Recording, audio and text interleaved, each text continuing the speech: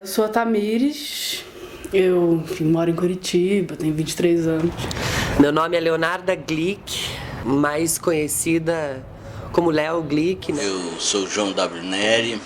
Meu nome é Vivian Frois, tenho 21 anos. Meu nome é Laisa Carolina Machado. Mas nem sempre foi assim, né? Foi o nome que eu dei, que eu escolhi, mas antes de ter esse nome, Laisa Carolina Machado, existiu uma vida antes, né? Oi, meu nome é Bruno Miranda, mas mais conhecido como Brunete. Eu sou um ser humano. Um ser humano com as qualidades, defeitos, com sonhos, com projetos, com algumas realizações, com uma vontade imensa de viver, né? Com essa utopia de querer transformar o mundo de alguma forma.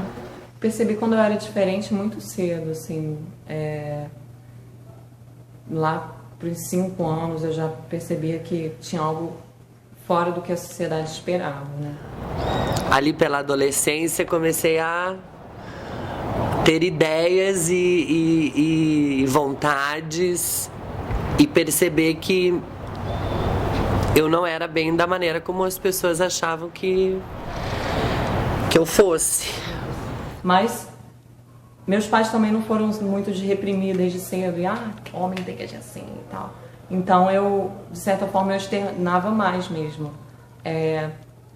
Certas coisas que não se esperavam do menino fazer, eu fazia na frente de todo mundo, não tava nem aí, nem imaginava que isso era errado, sabe?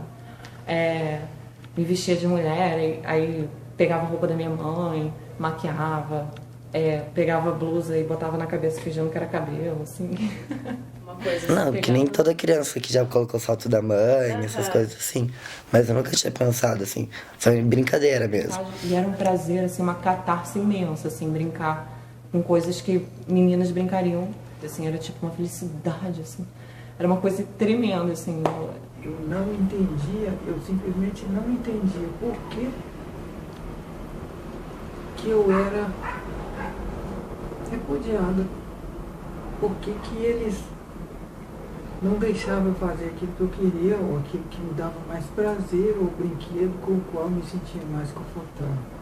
A família da minha mãe tem muitas mulheres, assim, que a minha avó teve 4 filhas e ela tem 4 irmãs e é um monte de mulher. E aí quando tem uma criança, menina, querem emperequetar e botar lacinho. E eu sempre fui uma criança muito solta, que essas coisas, sabe? Quando eu era criança mesmo, eu não tinha uma questão, não quero usar vestido, mas eu queria estar confortável. E, sabe, coisinha na cabeça, esse tipo de coisa eu sempre larguei. Na adolescência foi quando eu tomei consciência disso, talvez, não sei com que idade, 10, 11 anos, pré-adolescência, assim. Que acho que você lida com as coisas de uma forma muito inconsciente, mais ou menos ali, mas aí que eu comecei a usar camisa, coisas assim. Porque parecia que eu não queria mesmo ser identificada como talvez um tipo de mulher. Mas ainda não tinha na minha cabeça essa questão de, esse lugar da mulher não me interessa. Então eu sou o filho primogênito de uma família de 5 homens e uma mulher. A mulher morreu e ficou eu. Eu sou o mais velho desses 5 irmãos e eu descobri que eu não parecia nada com o resto da tropa quando eu tinha 3 anos de idade. O começo da experiência é sempre curioso, porque primeiro eu achei que eu fosse gay, pelo fato de sexualmente me sentir atraída por homens. Eu namorei 2 anos uma menina. Depois que eu terminei com ela, tudo foi... Eu fui vendo que não era a mesma coisa, fui vendo que tudo era muito diferente. Ela tinha um primo que era gay, então que eu comecei a conhecer essa vida. Tem uns termos que eu gosto de usar pela força política que eles têm, por exemplo. Eu gosto muito da palavra sapatão, porque ela é uma palavra muito agressiva. Então você usar ela é reverter o sentido dela, que é a mesma lógica do queer, né? Que o queer, a princípio, é um xingamento, mas que você pega pra si e ressignifica ele. Eu gosto da palavra sapatão, porque também tem a questão da masculinidade que tá nela. Você pensa numa sapatão, não é qualquer lésbica, é uma lésbica caminhoneira e tem todos esses estereótipos agregados. Então eu gosto de brincar com essa palavra, não acho que ela me defina. Também não era o caso. Aí eu descobri a tal da transexualidade. E pensei, tá aí. Acho que é mais por aí do que o que eu tava pensando. Essa coisa do diferente, pra mim, é tão diferente, sabe? Você se descobre, eu acho que você não se descobre. Você se percebe, ou talvez não, mas você acaba automaticamente, eu acho que assumindo uma essência pra você tão natural. Aí quando você vai virando mais adolescente, vai entrando questões de sexualidade também, que encostam, e aí você não quer ser enfim, não quer ficar com machões, e nem esse lugar de definição não interessa. Então sempre foi um combate que não foi identitário exatamente, não foi eu não quero ser lida como mulher, eu não tenho essa questão, tipo, com um pronome, mas é um lugar, é uma resistência de conseguir poder fazer o que eu quero, assim. E eu, bem, a minha vida, eu desde que me entendo por gente, me sinto do gênero masculino, e evidentemente que isso, né, transcende as expectativas da nossa cultura, que é uma cultura heteronormativa, onde só pode existir o homem e a mulher.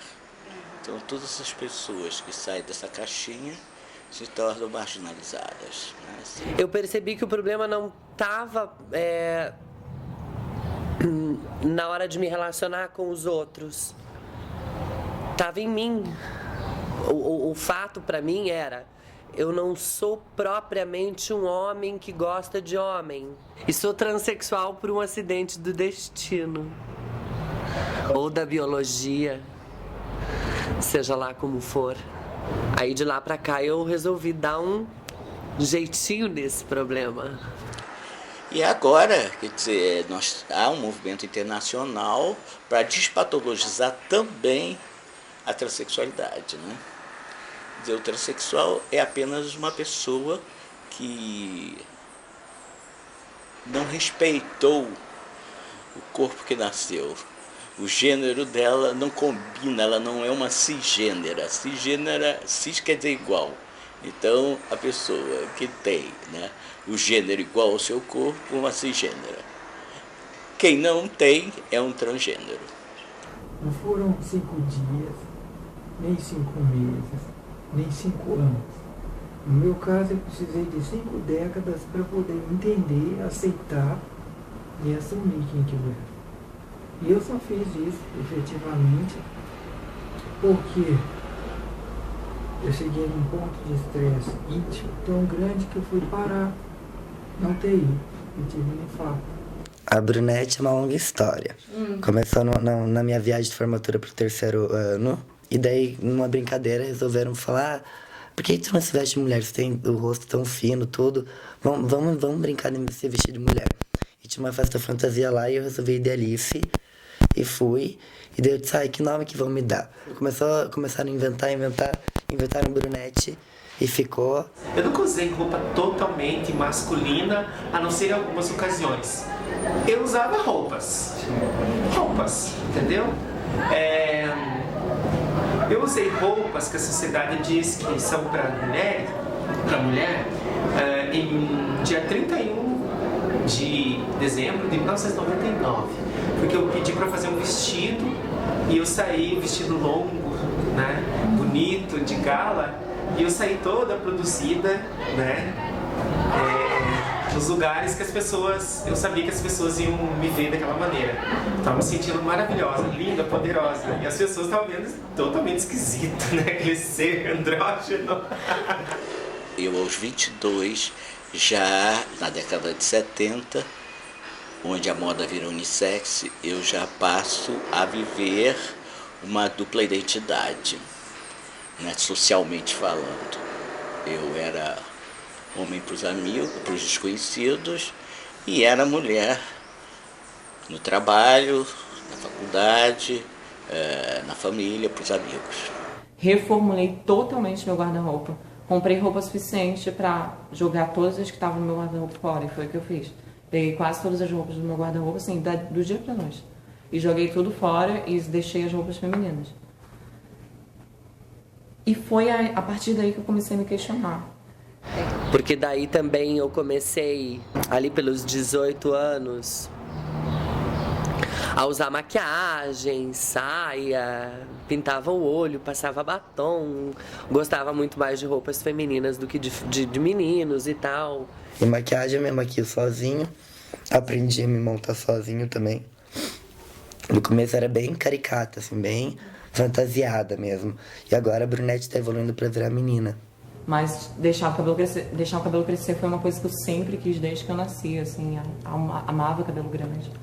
E deixar o cabelo crescer foi uma pontinha desse iceberg que eu já botava pra fora, assim. Tinha pavor de pelos, coisas assim que pudessem aparecer. Graças a Deus eu nunca tive. Eu tenho uma condição que é o ovário policístico, que ele mexe nos níveis de hormônio. Então acho que parece que, enfim, o meu corpo decidiu me dar uns pelos bem loucos aí no corpo, e aí eu lido com o meu corpo como tal. Com 18 anos mesmo, né, que foi quando eu tinha me entendido já, eu já comecei a tomar hormônios. Eu fui saber de hormônio, procurar saber de hormônio depois dos 20 anos, porque até então eu estava tentando sublimar tudo isso e tentar viver de alguma forma que fosse mais aceitável pela sociedade, ou seja, viver interpretando um menino homossexual. Fui começando a me hormonizar, né? O começo é sempre assim. Eu nunca cheguei a fazer cirurgia de implantes, de colocar nada. Mas eu tomei todo o pacote de remédios que tinha, que são chamados de antiandrógenos, que bloqueiam o hormônio masculino, e a ingestão dos hormônios femininos começa a ficar mais acentuada. Sim, foram poucas as transformações assim, em termos de cirurgia no corpo, né? Foi mais assim, eu fiz mais no rosto, assim, sabe? E começou, eu acho que em 2001, eu fiz a primeira cirurgia, que é chamada pomoplastia, que é raspagem do pomo. Eu sou um caso inverso, porque eu sempre tive dificuldade de passar como homem. Eu não tenho transformação nenhuma, excetuando meus ex, que são meus mesmos. Então hoje, pra mim, é uma coisa fantástica, porque ninguém questiona se eu sou mulher. Tô na fila do SUS pra cirurgia de redesignação, que, a meu ver, não vai ser a solução dos meus problemas. Vai ser, talvez, um pequeno ajuste de uma parte deles, mas não a solução. Aos 27 anos, eu descubro uma equipe pioneira aqui no Rio de Janeiro que começa a estudar a transexualidade. E aí eu fico enlouquecido, vou imediatamente me submeter a todos os testes, a todos os exames, a tudo que é possível, porque eu queria me operar. Eu faço a cirurgia, tudo por proibido, a cirurgia era ilegal, era crime. Há, sei lá, 1 ano e pouco eu passei a, enfim, cultivar essa barbinha, assim. E isso é uma ação de resistência para mim política mesmo. Tem o sentido de que eu não gosto de tirar, mas também tem o sentido de que toda vez que eu entro num ônibus é uma coisa de que é isso? Porque tem peito, mas tem pelo e não tá com a cabeça baixada, sabe? Tipo, por que não tira? Mas assim, é um ato de resistência político. Tipo, as pessoas têm que lidar. Tipo, vai fazer o quê? Essas transformações foram mais psicológicas até do que físicas. Claro, fisicamente você muda. Tem uma hora lá que nasce um peito e daí você tem que lidar com o peito. Eu tive uns problemas com o peito no começo porque eu não sabia lidar, eu batia, eu queria correr, daí a teta pulava. Aí doía, aí eu tô no ônibus, a teta chacoalhando, e eu pensando, talvez eu devesse usar sutiã. Tem essas coisas que, sabe, você tá conversando, se bate sem querer. Vou deitar, daí eu ia deitar no começo e doía, porque eu esmagava as tetas, daí eu tinha que puxar a teta pro lado para poder dormir.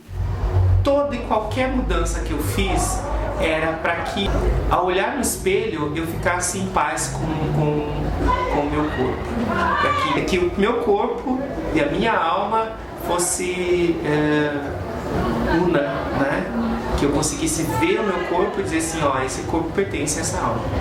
Sempre em trânsito, né? Eu me considero transgênero por uma questão de que eu consegui me libertar de uma amarra de gênero que me prendia e que me machucava. Quando eu consegui entender isso, eu não precisei passar por uma transformação física para me sentir mais confortável. É uma questão de como eu lido com o meu corpo e como eu lido com as questões, com as pessoas, com o mundo, assim. Mas não me considero transhomem. Eu acho que eu sou uma senhora bem aceitável, bem passável. Então, é um conforto íntimo que você não imagina, sabe? Acho que por isso que meus amigos, meus filhos, o círculo mais próximo, sabe, viu aquilo como um alívio para mim também. A coisa do corpo, eu não queria me relacionar com um homem sendo homem, tendo um corpo de homem. Então eu me sentia mulher e sou mulher, então o meu problema estava no meu corpo, não no corpo do outro. Comecei a me dar uma liberdade de algumas coisas que talvez eu sempre quisesse fazer, que é talvez deixar crescer meus pelos mais tranquilo, porque aí eu não preciso caber num lugar. É uma questão de liberdade, de aparência, de ação, de o que é que se pode fazer, enfim. O meu corpo, em vez de ser um instrumento de desejo, de sedução, para mim, passou a ser um obstáculo cada vez maior para seduzir alguém. Quer dizer, eu tinha um corpo que não seduzia no gênero que eu gostaria. Inclusive, dentro do próprio movimento trans, eu me sinto diferente também, porque eu não sou o padrão recorrente ali, né? Que é peitão, bundão, cabelo liso.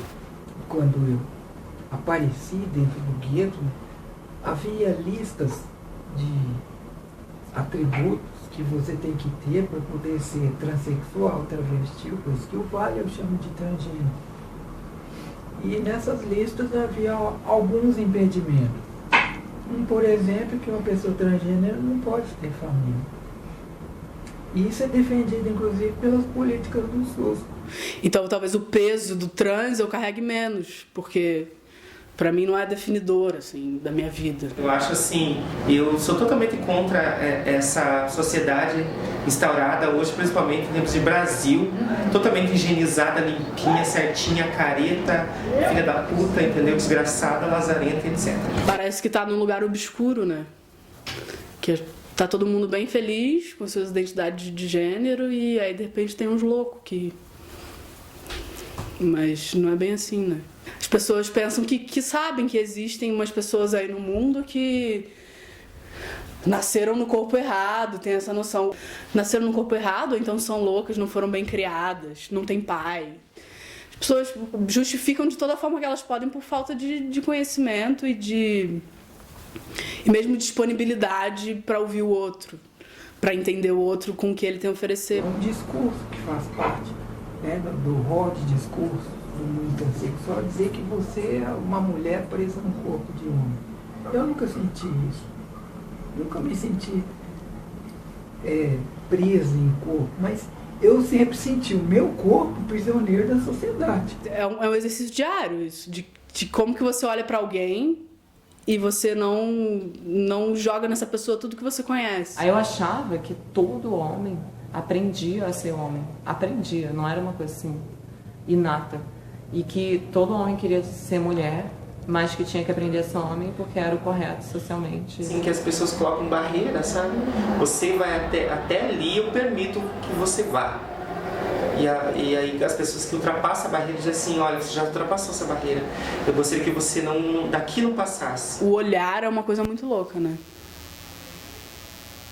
Eu sofro, assim, dentro da família, é uma coisa um pouco complicada, assim, com algumas questões, tipo... Comigo eu tenho esse ponto de que foi quando eu decidi crescer os pelos. E aí meu pai, ele é um cara... Enfim, que a gente já teve muitos embates na vida, embora ele tente ser muito compreensivo, para ele é muito difícil, porque a criação é complicada. Eu tive que sentar e conversar com ele. Nossa, você tentar regular meu corpo é ofensivo, esse tipo de coisa. E aí o argumento é, mas você é menina. Você diz, não sou a pessoa. Pira, né? Ai, nossa... Que é complicado, tipo, dentro da família a violência é sempre permitida, né? Porque as pessoas acham que podem controlar a sua vida. As pessoas que começam a tolir, principalmente aquelas que têm vínculo com você, isso não pode, isso é coisa de menina, não é coisa de menino, sabe? Essa cor não fica legal pra você porque essa cor não combina com a tua cor de pele, com o teu sexo, sabe? Mas pra você é tão natural. Então pra mim não houve uma descoberta, era natural. Mas ao mesmo tempo a gente tem que lidar pela liberdade de imagem, por exemplo. Porque a gente... Por que não pode, entende? Por que é um absurdo um cara sair de saia, isso não existe. O que ele tá ferindo? Sabe? Por que as pessoas ficam tão loucas? Acho que é isso um pouco que a gente tem que pensar sobre esses lugares onde se torna um absurdo dentro da sociedade, uma coisa que é muito simples. Mas eu acho que o mais importante é você ser quem você é. Eu tive coragem de desafiar todo o sistema, todos os esquemas. Hoje eu faço questão de dizer que eu sou um transhomem. Eu não sou um homem comum, nunca vou ser, eu não quero ser este homem desta cultura patriarcal, desta cultura machista, que eu questiono. O problema não é com o outro, é antes de mais nada com a gente, porque você tem uma norma social que te enquadra de alguma maneira, né? Quando a gente nasce, eles olham no meio das pernas e vê o que tem. Se tiver um pinto, é homem. Se tiver uma vagina, é mulher. E isso é grotesco, isso, né? Quer dizer, como que um órgão define tudo e define para a vida inteira, como dizia Freud, sexo é destino, né? Porque o sexo é apropriado socialmente na forma de gênero, e ali toda a lista de papéis do que você pode fazer, do que não pode, do que é conveniente, do que fortalece a tua condição, do que desvanece essa condição, né? Então, eu acho que é um drama para todas as pessoas conviver com gênero, porque de um jeito ou de outro, isso passa na cabeça de todas as pessoas. Porque para algumas pessoas pode ser isso, mas eventualmente não para pensar que não é só um desejo estético de parecer bonita, de ser bonita, estou fazendo a bonita. Não, eu me construo da maneira que eu consigo melhor me enxergar. E daí se eu fico bonita, é claro, tanto melhor. É um outro mundo, tem que saber ser outra pessoa. É como se fosse um personagem que eu tenho. Sabe, como se eu fizesse uma novela e fosse um personagem. A minha subjetividade não é mediada nem pela identidade masculina, nem pela feminina. Só que, ao mesmo tempo, as pessoas leem os signos sempre como uma coisa ou outra. Tudo que você dá para as pessoas, elas vão ler, dentro de um binarismo. Então, pra mim, assim, não importa se eu sou homem ou mulher pra fazer qualquer coisa, entende? Tipo, eu tenho meus objetivos na vida, tenho as minhas relações, e eu lido com isso com uma ética, pra mim, que não passa por gênero. Há esse código, né? Quando alguém te encontra, isso é uma coisa que eu vivi a vida inteira, talvez não seja tão importante, mas quando te encontra, a primeira coisa que ela faz é tentar te enquadrar como homem ou mulher, independente de qualquer outra coisa. Porque independente se eu sou uma trans ou não, eu sou gente, eu sou ser humano, eu sou pessoa. Hoje está mais do que constatado que o corpo não define o gênero. O gênero é que define o corpo. Algo que eu acho que eu conquistei ao longo da minha vida, com a minha dignidade, né, com o meu caráter. Porque isso não tem nada a ver com identidade de gênero. Caráter não tem nada a ver. Coisa não tem nada a ver com o mau caráter você encontra em qualquer lugar. Não muda o caráter de ninguém, entende? Continua sendo uma pessoa, com todas as suas questões e conflitos, imperfeições, e trans ou não, gay ou não, é tudo a mesma coisa, né? Essa coisa da definição, né? Tem várias palavras por aí rolando que pra mim interessa um pouco subverter todas elas. A minha história pessoal é uma coisa de que eu nunca me identifiquei enquanto mulher, digamos. Essa identidade nunca me prestou muito. O que é dito feminino nunca me foi muito confortável, mas ao mesmo tempo o outro lado também não me interessa. E daí no caso das transexuais a gente fica mesmo num lugar de... Porque quando você vira mulher, você tem desejos e sonhos de mulheres antigas, né? As mulheres inatas, biológicas, já estão queimando sutiã, ficam lésbicas, querem chupar buceta, querem ir pro front, querem guerrear, querem ocupar os lugares. E as trans, algumas, não todas, claro, têm aquele sonho de, sei lá, ser menininha ali, mulherzinha, andar de mão dada com seu namoradinho, maridinho, e isso é um desejo de, enfim, cada uma delas. E existem trans que são lésbicas e feministas e tudo isso, como existem outras que não. Assim, acho que a grande questão tá que todas as pessoas trans são tão diversas como qualquer um, tem de tudo, né? Outra coisa que eles têm é que a pessoa transgênera é homossexual. E esse foi um dos grandes conflitos que eu vivi na minha vida, porque eu nunca fui homossexual, eu nunca tive atração por homens. Eu sempre tive atração por mulheres, tão grande a atração que eu queria ser homem. Faço questão de borrar essas margens entre o homem e a mulher. Tem um tipo de coisa que não me atrai mesmo, que é, talvez seja a lógica heteronormativa de relações. Que é tanto, eu não vou me atrair por um cara, um homem que lide com a masculinidade de uma forma opressiva, nem com uma mulher que seja a outra metade disso, entende?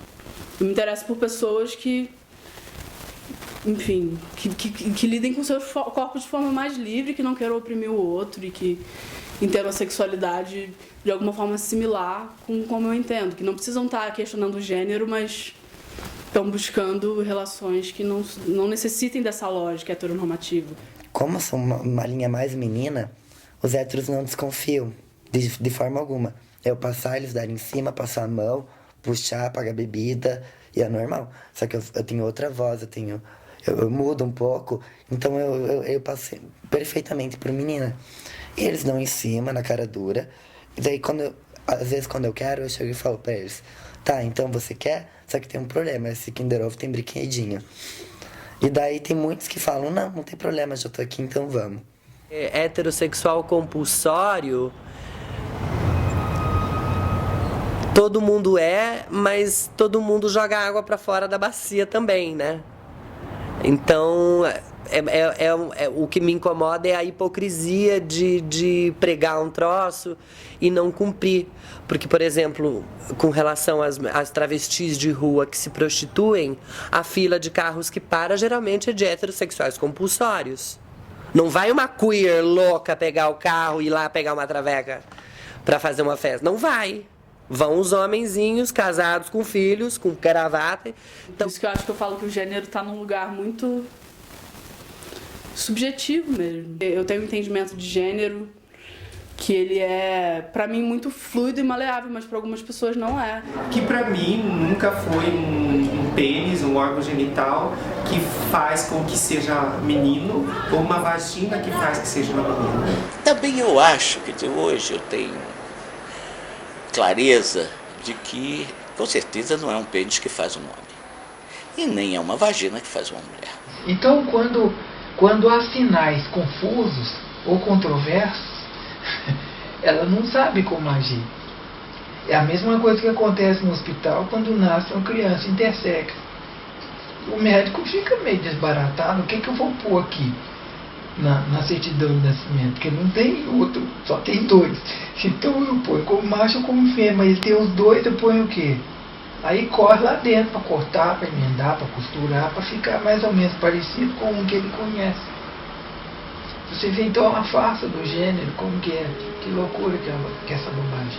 Aliás, na questão da transexualidade, o mais engraçado de perceber é como as pessoas dão importância para a genitália em detrimento do cérebro, que deveria ser o órgão mais importante de todos. Então, dentro da própria comunidade LGBT, eu vejo essa coisa, parece assim, sabe, segmentada. Os homossexuais que não gostam de homossexuais afeminados. As travestis que não gostam das trans que colocam como as operadas, as castradas, não sei o que lá. As trans que se acham melhores e não gostam das travestis. Tem muito gay que tem muito preconceito contra drag queen, que não chega nem perto quando eu tô montada. E eu vejo essa subdivisão da divisão, da hipocrisia, discriminação total e irrestrita, aumentada ao cubo. Que a gente vive num universo que é cheio de imagens e são sempre de corpos sempre iguais. E que estão sempre... Em qualquer lugar você nunca vai ver indefinições. Quando você vê, ela tá sempre num quadradinho. Então é o aprendizado que as pessoas têm. Minhas tias, aliás, dizem que não entendem até hoje. O que eu acho uma completa falácia e uma velhacaria da parte delas. Já conquistei, de alguma forma, o fato das pessoas não me perguntarem dos namoradinhos. Elas já entenderam, porque elas sabem que eu falo. E elas não querem ouvir as coisas. Eu sou casada há 37 anos com Ângela. Nós temos 3 filhos, uma filha e 2 filhos. E 2 netos. E hoje eu fiquei sabendo que vou ganhar mais um. A minha mãe faleceu antes de eu assumir minha transexualidade. E se ela fosse viva, eu teria vivido essa transexualidade com certeza absoluta. Teria demorado mais, mas assim, nem mãe, nem pai, nem ninguém, entendeu? Ia me impedir de viver o que eu tô vivendo. Meus pais começaram a acostumar, eles começaram a aceitar meu namorado. E depois teve o segundo baque, que foi quando eu falei que eu era transexual. Então foram 2, assim. O que um gay passaria 1, eu passei 2. Né? Minha mãe descobriu, viu fotos, tudo. E ela ficou bem chateada, assim. Mas ela aceita, eu ser gay, ela aceita totalmente, muito tranquilo. Ela me confidenciou que quando eu era criança, ela havia uma vez me levado no médico pra saber se aquela criança era normal. E o médico disse que era normal, estava tudo funcionando direitinho, só que provavelmente não era um menino, né? Não ia ser homem. Uma vez aqui, meu pai e meu irmão vieram pra cá e a gente estava num carro. A gente parou num posto assim, meu pai saiu, acho que pra pagar o posto. E aí passou uma mulher, um casal de mulheres tava passando. E aí meio que ficaram olhando mesmo pro carro e tal. E aí, quando meu pai entrou no carro, meu irmão foi contar pro meu pai que essas mulheres estavam dando em cima de mim. E os 2 riram, assim. Acho que foi um momento em que a coisa foi descontraída. Que eu não me dou bem com meu pai. Até hoje isso me dói bastante. Porque eu nunca recebi um abraço do meu pai. Nunca. Nunca recebi um eu te amo do meu pai. Há muitos anos atrás, meu pai dizia que eu era muito feminil. Era essa a palavra que ele usava, feminil. Nossa, mas você está muito feminil. E eu dizia, mas pai... Eu tenho um neto, o filho da Raquel, que é ótimo. Ele, para mim, inclusive, resume toda a dramaticidade da sociedade em relação a pessoas transgêneras. Você pergunta para ele, teu pai é o quê? Ele fala, menino. E você é o quê? Eu sou menino. E sua mãe é o quê? Menina. Sua avó é o quê? Menina. E seu avô é o quê? Menino. Ele não responde menino. Seu avô é menina também. Minha avó uma vez falando, meio brincando, aquelas coisas bem opressivas que as pessoas falam brincando. Ah, você fica namorando menina porque nunca conheceu realmente o que é bom. Se fala muito isso, né? Aí meu irmão virou pra minha avó e falou... Ah, conhece, até mais que eu. Falou essa coisa de... Não sei, coisas de quando se torna... Você encontra aliados onde você acha que não tem, assim. Eu gosto da Liza, que ela é tão boazinha. Eu gosto da Liza porque ela é Liza, entendeu? Porque ela é ela, do jeito dela. Pra mim, acho que sempre teve em mim, assim, desde criança, adolescente, de que é... entender como existir no mundo... tendo que enfrentar as pessoas te cobrando coisas. Capaz, não quero que me ame, não quero que me ame, não quero que me aceite. Me odeie, então. Pode me odiar, tô nem aí com você, mas continue me odiando. Entendeu? Mas que eu vou ser eu até o fim, eu vou. Não vendo, a minha alma não tá vendo. A minha alma nunca esteve e jamais vai estar. A minha alma é essa, transparente. Doa quem doer.